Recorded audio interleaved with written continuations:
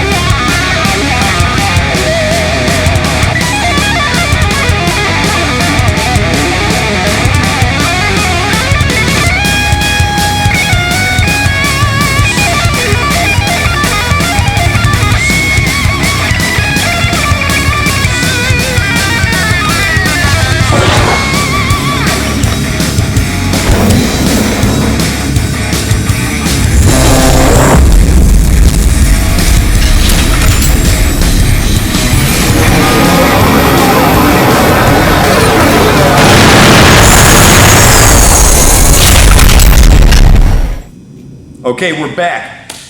Okay, like I said, this is going to be an interesting video. This is a different type of attack. We're going to use 2 hook punches on this. Now, bear with me, guys. This is not MMA. This is not UFC type of striking. This is not sport fighting.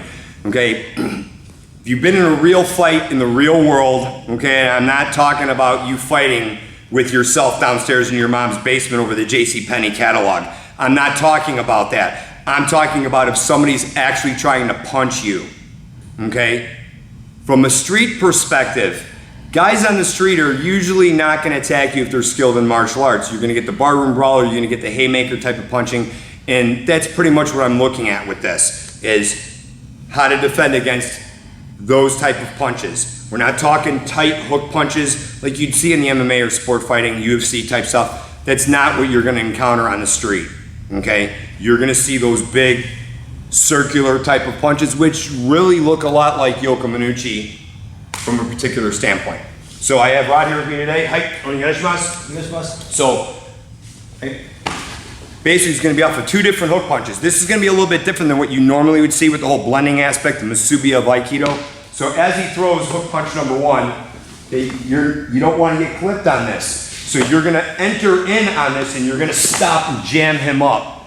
At that point, he might start to think he's going to hook with the other hook, throw the hook punch with the other hand. You're going to stop this, and then you're going to hammer strike down on his elbow to the point you're going to get him right in this position. Okay, so from here, as you block, strike this down, hands already twisted. Step right in. Before we were stepping in and turning, but because you're in this position, you're going to step right into his center, and you're going to start grabbing the elbow, and you're going to be applying the same type of elbow lock. Now what you're going to do is you're going to let this slide down to your upper bicep area, the outer bicep, and you're going to basically throw him from this Hiji nage application into a fall, into a forward roll. Now, Ukemi is taken that way for a reason, so his elbow doesn't get broke. Okay, I've talked about Ukemi before. I'm going to be doing an extensive video very soon on Ukemi and the purpose behind Ukemi, especially my interpretation of what I think Ukemi is and the reason why we do Ukemi. If he didn't take that roll right now and I applied that at 100%, that elbow would have been broke. So let's try this again. So from a hook punch, I'm going to stop, next punch comes in, block it again, strike down on that application. Okay, now I'm being a little over exaggerated at this point. We're here, you want to switch your hands like you would with a Yoko Minucci Shiho nage type of application. So from this point, as you block, punch, as that comes in, you're cutting down on the elbow, which now is disrupting his balance. once you do that, you have to switch this to here. Switch hands. So you have the wrist application to where it's turned. Apply, okay? I'm actually staying squatted down and I'm applying it. Normally what you would do is you would stand up as you apply, get him on his tippy toes, but that can only go so far before your partner starts receiving some bad news on the elbow. At that point, you're gonna let this come out, get to the side of your bicep, and you're gonna throw him down like it was a close quarter sword cut, okay? So there's sword application in this where it's close quarter. So one more time.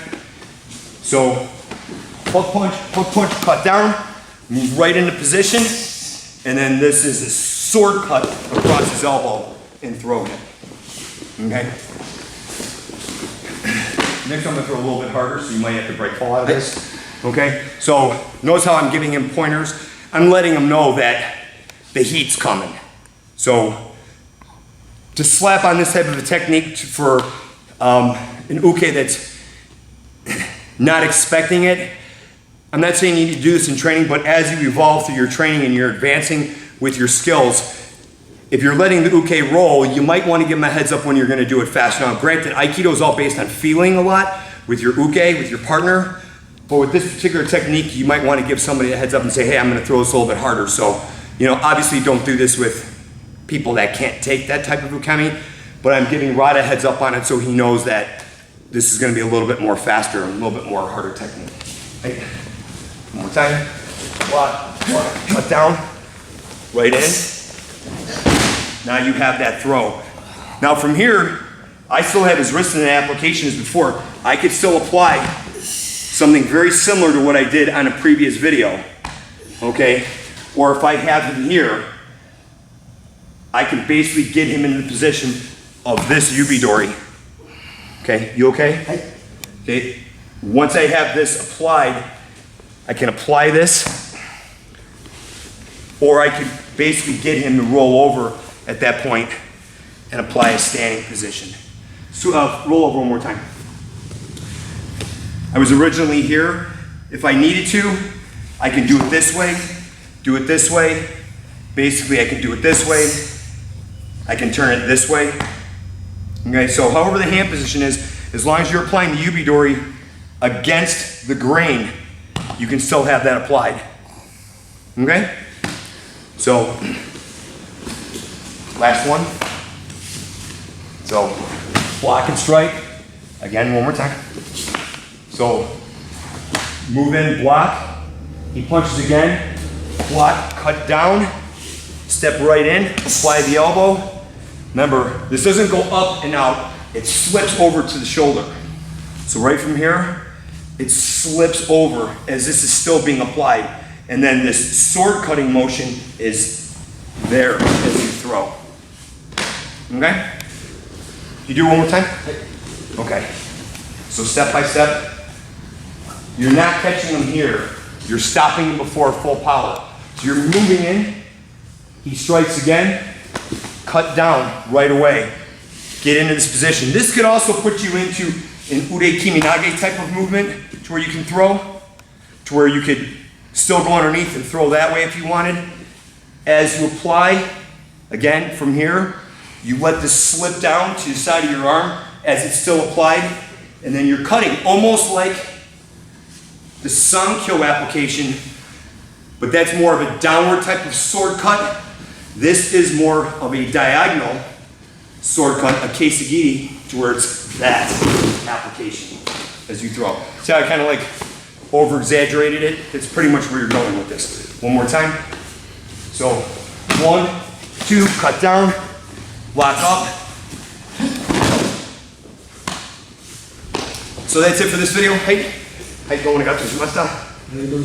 So, like I said, this isn't hook punches via a trained killer, you know, or an MMA guy, UFC guy. This is more geared towards the guy that's gonna throw a haymaker towards you, to where if you're paying attention to your surroundings, they usually give you, the person on the street gives you indication that something's coming. Okay, if you're paying attention to their demeanor, the way how they're looking, the way how their hands are.